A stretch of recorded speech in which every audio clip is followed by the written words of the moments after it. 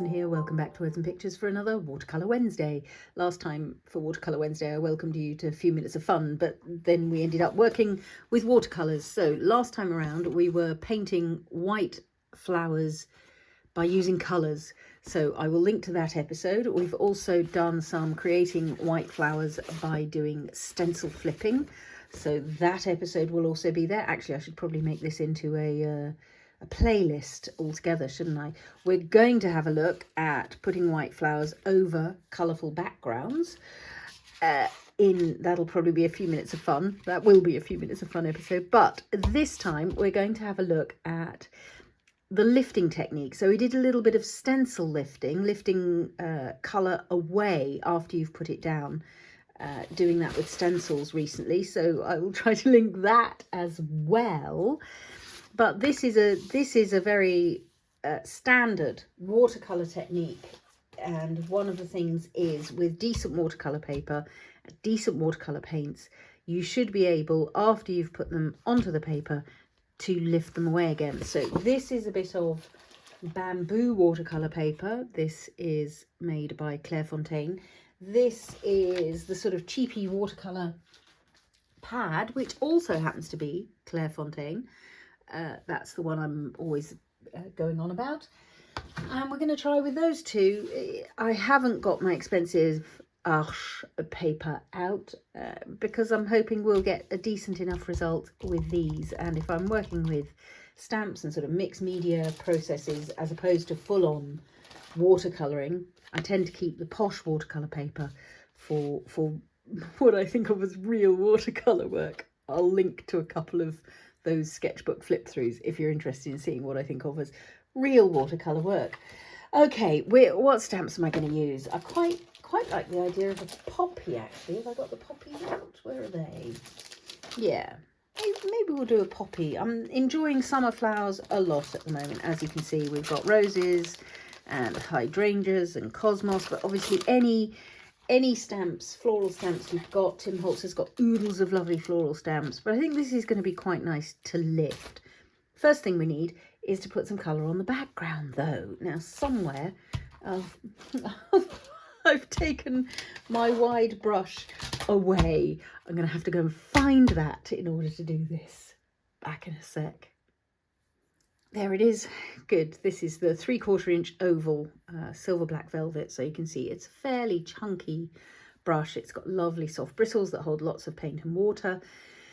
I suppose the main thing with this is, in order to get good contrast, you need a decent amount of pigment on the paper. If I put down a very pale wash, when I lift it away, I'm not going to get much contrast. So I might bring in, this could be quite the contrast, some of these American Journey paints that I've got just in a palette here. They've come out of tubes, and I think that's what I might start with. I'll give them a little spritz. So there's some sort of, there's the amazing colour Junebug is along here, and Prussian Blue is somewhere in here, and I've got sort of a mix of the two of them. This is Andrew's Turquoise. And these are beautifully highly pigmented paints, so I know I'm going to get a good wash of colour. I might also give my paper a little spritz of water, just so I can move the colour around on it quite easily right from the beginning.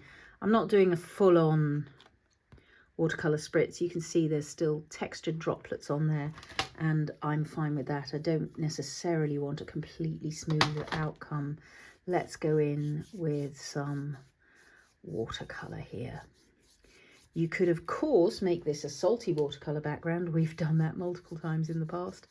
I think what I'm going to do is just introduce a little bit of green into that. So here's my Daniel Smith sap green, just moving into the lower areas here. And that's just so I can have a sort of garden sky mixture in that background. I'm just going to leave that for a moment to let the paint sort of move into the paper. Going to do a very light wash. So this is my brush just dipped into the water. So you can see this would be a very light background. That's not what I'm aiming for. I'm just doing it instead of spraying the paper, but I will spray the back because otherwise it's going to curl up. instead of spraying the paper, I'm just doing it that way this time, putting my wash of paint on with the brush. Then I'm going to add a bit more colour. So this is the bamboo paper. You can see it's a slightly different tonal effect because this is slightly whiter, the bamboo paper, than the other. But that's all good. That's going on beautifully easily. Grand. And you should be able to let it dry completely and still be able to lift. So maybe we'll let that one dry completely just in order to experiment. So finding out about your products is always interesting. Just finding out how you get your best effect. So I'm going to do a similar thing as I did with this. This one will let dry completely before we try lifting from it. And this one will do a bit of lifting while it's still wet. So I've given it another spritz of water, going in with the Junebug and the Prussian Blue. And then coming in with a bit of the sap green from the bottom. That was quite a dry mix, so I'll add a bit of water so that it can move across the paper. I don't mean I'm going to lift while it's completely sodden. You do need it to dry a little bit. So let's let that get on with drying. I'm going to just mop this up very quickly and come back to do some stamping. I'm going to come in on this bamboo paper with a bit of, actually we could do the same experiment. Look, if I cut this in half, although I've got a paler half and a darker half. Oh, let's do it. That's what we're here for, finding things out, playing and experimenting. Grand. So I can now again leave one half to dry completely, come in with the other half straight away, but I think I do want a bit more colour on that therefore. It was fine when I had some dark and some light, but that's really not going to show up any lifting that we do particularly well. So let's get some more pigment onto it and we'll make that be the one we leave to dry. It's going to be textured because I've put that layer on while it's still quite moist underneath. Grand. So as I was saying, let's get to some stamping. I'm going to use Archival ink. We're still moist on this piece of paper. You can see it's sort of floppy. It's not completely wet though. It has had a chance to do some drying. And I think I'm probably just going to work with one or two of these poppy stamps. This is an Archival ink, as I say. This is leaf green, olive. You could stamp in greys and browns. If you like it, you can even stamp in black. So I will extend that stem by hand in a minute. I think I might want another of those actually. Let's put another of those over here at a slightly different angle. So it looks like a slightly different flower. That's nice. There we go. And maybe one of this lovely big one here, seen from the side. And I could choose, of course, rather than extending that stem, I could choose to put a bit of stamp, a bit of flower so that it blocks it off there. But I'd rather have this centrally, I think. Let's see if I can get it between those two. Or up a bit. Maybe up a bit. And then I'm going to have to do some more stem extending. Unless I go with another one of those as though it's in front, and then it can maybe cover both these stems and I don't need to do any stem extending at all. There we go. How's that?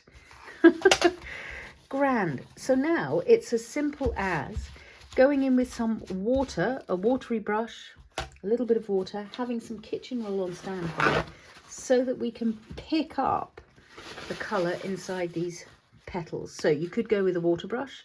Let's zoom in so you can see this happen. Here we are. So I'll give this a couple of goes. I'll go in first of all with my water brush. I'm going to wet that petal, staying pretty much inside the lines, and then come in with the kitchen towel and just see how much of that colour I can lift up. Prussian blue is quite a staining colour. Reds tend to be very staining as well, but you probably wouldn't want a red background. And the other thing to watch out for is if you get your surface too wet, then you start to have a problem with the paper pilling. If you've got really, really good quality paper, hopefully it's a long time before that happens. So on this bamboo paper, that's quite a nice effect I'm getting, and it's not, so far the paper seems fine. I'm squeezing a bit of extra water out of the water brush there. Let's pick that up. You can also do this, oops, don't want you picking up colour. You can also do this with a baby wipe, for instance. It doesn't have to be a water brush. Let's show you just with a normal brush. So if I get that brush nice and wet, I can paint on some water here. I might as well do it in both those in one go. You want to make sure you keep that brush clean, because if you're just moving the paint around again, that's not going to help. Pick up like so, and you can see that poppy is starting to emerge from the background. Nice. I want, while it's still dampish, to do a direct comparison onto this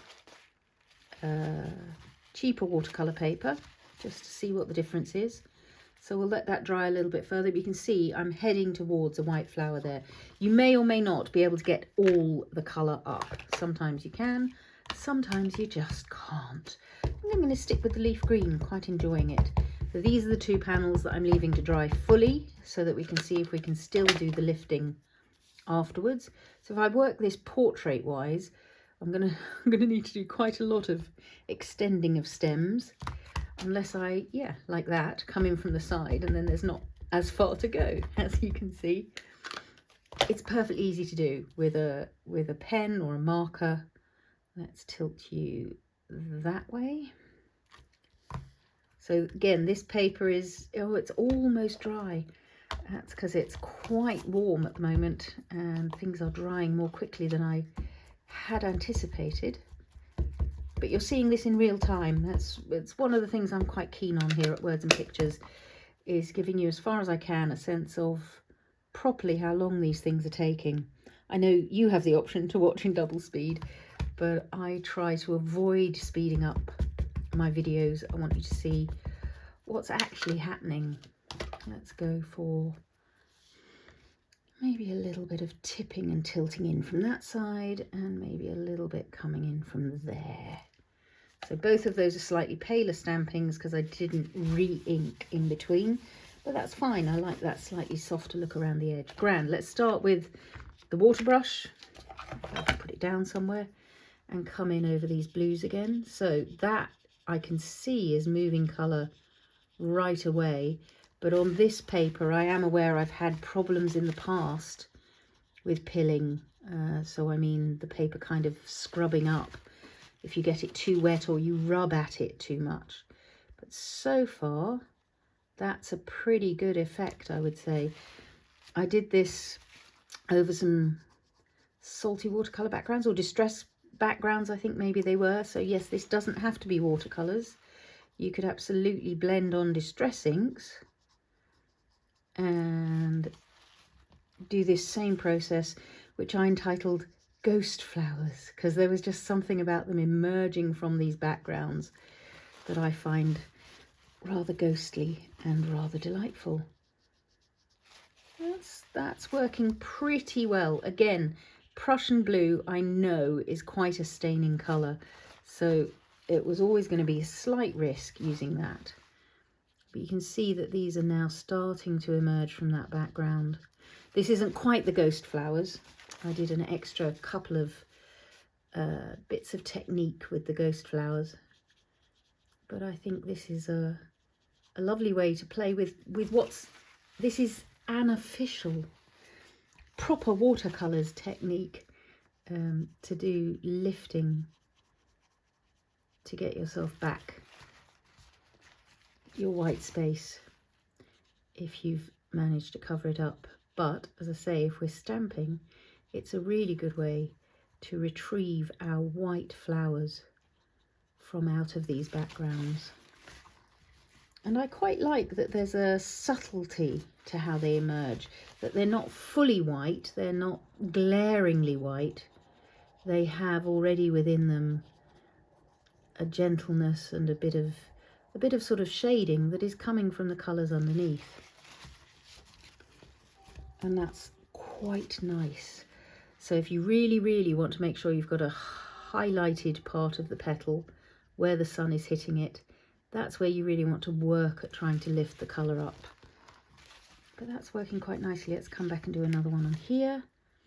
Oh, I didn't, yeah, well, we can go, I did say you can do this with a baby wipe. Let's try and prove that. So that's what we were using when we did the stencil lifting technique. Obviously you've got a little bit less precision, but a moistened cloth, it doesn't have to be a brush. Here you are going to have to watch out for pilling though, because the temptation with a baby wipe is to really be rubbing. But you should still be able to lift colour. So getting it moist to start with, rubbing into there, and then back in with the dry kitchen towel. You need a dry surface to pick it up again. That's interesting, that's considerably less effective. I wonder if that's just because the paint is drier. Let's try going in with this. And what's also happening is I can see the texture of the paper much more where I've done that rubbing with the baby wipe. So less effective so far. Let's see if some regular water will help us lift up a bit more colour. Yeah, a little bit more coming up. And then part of what's going to happen is we're going to start overlapping with the other technique that I'm thinking of offering up as a whole separate episode, which is to go over a bright background and a way of creating white flowers there. But let's stick with just lifting for this, because it's a subtler white flower that you're getting by doing it this way. Maybe we'll just stick to the two of these. Oh, that's a good plan. So I'm going to leave these other two white watercolour backgrounds for our other technique that is coming up, probably in a few minutes of fun episode, which is going to be creating white flowers over an already coloured background. So rather than lifting, I've got another thing up my sleeve for that one. But I am enjoying how these are just very subtly paler than the surrounding areas. And of course, a way to intensify it would be, as we did when painting some of the white flowers last week, painting white flowers with colours, would be to intensify the colour around the outside. Let's see if we can lift up a little bit here. The reason I'm not going to go on to these drier ones is I've now got basically dry surfaces. So you're seeing the experiment already on here, picking up off a dried watercolour background, and I am having to work harder to get this to happen. I'm using more water. I'm doing more repeats of the process. I'm pressing harder when I'm pressing my kitchen towel down, really trying to sort of get into the grain of the paper to pick up what I can. But that's not too bad. I would say overall it was slightly easier to lift the colour off the bamboo paper than it was off the cheaper one. But it's not a bad result on either of them, really. Pretty happy. This bit where I used the baby wipe doesn't seem to have wanted to lift, but what we can now do is create a little bit more detail with some extra pen work and paint work. I don't know why I shut the paints when I knew what I needed is my sap green, maybe my deep sap green, maybe my green gold, just to add these stems in. So that's a little bit of sap green I'm gathering there, just with the water brush, nothing fancy, and keeping a very light contact with the paper. So just the tip of the brush goes down. Picked up a bit of the sap green. What I quite like doing is adding little dots of colour to these stamens in the centre. Poppies can have very dark centres. Those dramatic red ones with their black stamens. But I'm working in an altogether gentler mode here. And as we did with adding shading last week, you could absolutely choose to, rather than go with white, pure white, is add a little bit of shading to these. That's with green, obviously. Doesn't have to be with green. I'm going to get some stems onto these before I go too much further. So let's get that bit under there and under here. So just taking a look at what's around and ways in which you can now accentuate what you've achieved so far. I think it's sometimes very tempting to just stop having done the stamping or the painting or whatever it is, but a little bit of just gentle personal mark making can really change the look of what you've got going on, and also of course gives it an individual touch. It's going to make your version of these poppies or these roses or these hydrangeas unique to you, because the way in which you choose to augment them will be different from how anybody else might choose to do it. I'm going to take a little bit of this Kyanite Genuine. It's sort of similar to a weathered wood. There's still some green on my brush, so that's a bit too green, I'm going to suggest. There may even have been some green on top of the Kyanite Genuine. There we go. That's more of a sort of silvery grey. And I'm maybe just going to use that very lightly on some of these petals below, just to create another ghostly bit of depth and detail. Let's get some around here. Just a little bit in this twisty petal here I was mentioning when we worked on the cosmos flowers. That I like the twistiness. I like when flowers are just starting to go over, and rather than pure perfection, you're getting a little bit of gnarly, twisty detail going on. So you can see, just adding these bits of shading, in case you haven't seen those other videos, I will, as I say, link so that you can go and check them out. And let's just change some of this green shading that we did. I'll give it a layer of the grey over the top. So I'm now choosing to make that flower down there that didn't work. The lifting didn't work, but that doesn't mean that flower's a goner. We just change what it is. It's a darker bloom. And we could do the same down here with this one where I didn't stamp completely successfully. Never count it lost. You always have the ability to change direction. And just let this one be in the shade here. I just dipped directly into the Kyanite, and that's given me some very dark shadow. But that's all good too. That's nice. That's down at the bottom. He's in the shade. Why wouldn't he be shadowy? Yes, so we're creating variation across these flowers, so they're not all the same. There we go. That's quite nice. Maybe a little bit under there. I'm enjoying that shading quite a lot. And then the last thing I'm going to do probably on these for now, I think we'll come back and do an episode where I add stamping and details and things to these postcards all in one go, because we're going to have several by the time we're done. I think what I'm just going to do is also add some white highlights. So I've got my Dr. P.H.Martin's Bleedproof white. I always turn it round because the red label makes me angry. Red is a colour which just gets my blood pumping. Before I try and add that with the dip pen though, I'm going to make sure these are fully dry. So I'm just going to give them a quick blast with the heat gun. Because the lift on these is quite subtle, perhaps if I'd got in more quickly before the paint had dried so much, we could probably have lifted more easily, maybe more effectively. But as I say, I took the risk of Prussian Blue, which does have strong staining qualities, but with just a little bit of white highlighting. Not everywhere. I'm not going to outline these fully, but just creating a little bit, a flash of the sunlight catching the edge of these petals.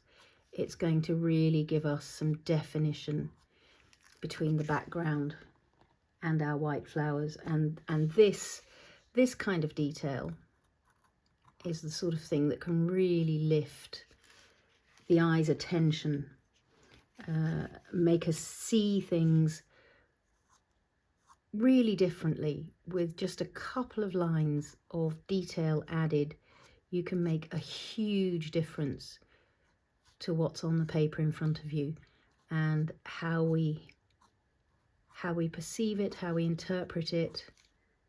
I'm hoping that as I do this, the impression of these flowers is getting whiter.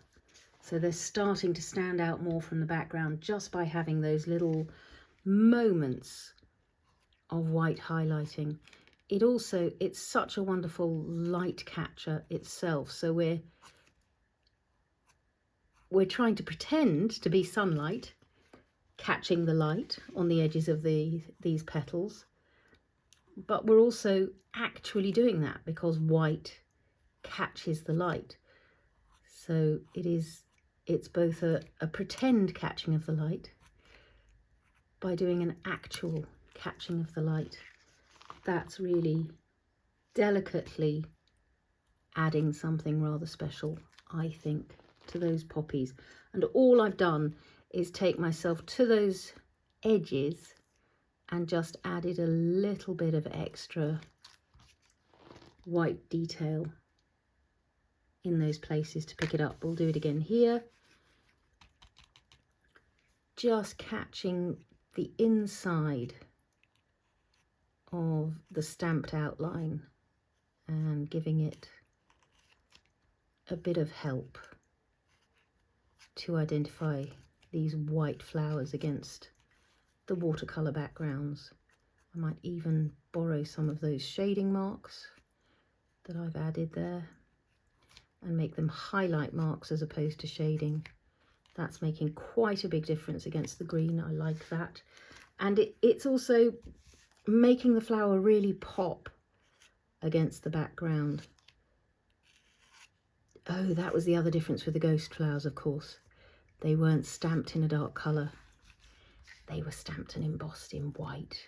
So they really were ghostly against the background in a really beautiful way. Yeah, I've just remembered. So white embossing powder can be your ally. Any embossing powder can be your ally against a busy background. So here, where I didn't quite manage to stamp, I had the stem sort of still going down and you could see it under there. By just using that white there, I can cover up that supposed error. This is what I mean. Nothing is ever lost. We could even highlight a couple of these stamens. Just have them catch the light as well. And this can be a really meditative process. Just spend some time getting to know the image in front of you. If you trace around the outside of it, you're also practicing the moves that you would need to draw your own flowers in the long run. So it's a sneaky way to get used to maybe making your own marks on the paper. Maybe starting to think about drawing your own flowers, freeing yourself up from the stamps. How's that for an adventure? Because basically, if you can make this mark by following this outline, you can make this mark also not following this outline. You can do it yourself. It's always worth an experiment. There we go. So that's just giving me that sense of definition that is lifting these images away from the paper, making them more palpable. I'm really enjoying that. Then again, I'm looking and I'm seeing that this petal just really feels like it could come forwards a little bit, and that white highlight is going to help it do it. This petal could come forwards a little bit, and that white highlight is going to help it do it. Yeah, very happy with those. As I say, I'm probably going to be adding some ephemera stamping, some word stamping, all of that kind of business to these panels, maybe even a bit of stenciling, we'll see. But we'll make that a future episode. For now, what I can't resist is using a little bit of this leftover ink for a quick spatter, just to get that lovely sense of movement and light dancing across these backgrounds. The watercolour should be dry now. We've had a heat tool on it, so hopefully that won't sink in. The whole point of the Bleedproof white is supposed to be that it won't pick up colour from underneath, but I'm using it in quite a watery wash, so it is a little bit inclined to pick up what's behind, but not once that is dry. That should be fine. There they are. Thank you, as always, for your company on this creative journey. Do pop any comments or questions down below. I hope you're enjoying this little sequence of creating white flowers in various ways. As you'll have been seeing, I have plenty of white flowers in the garden that are a joy to me, but blues and greens as well, of course.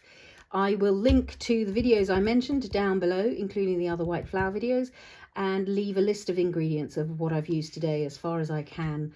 I hope you've enjoyed that, and happy crafting all.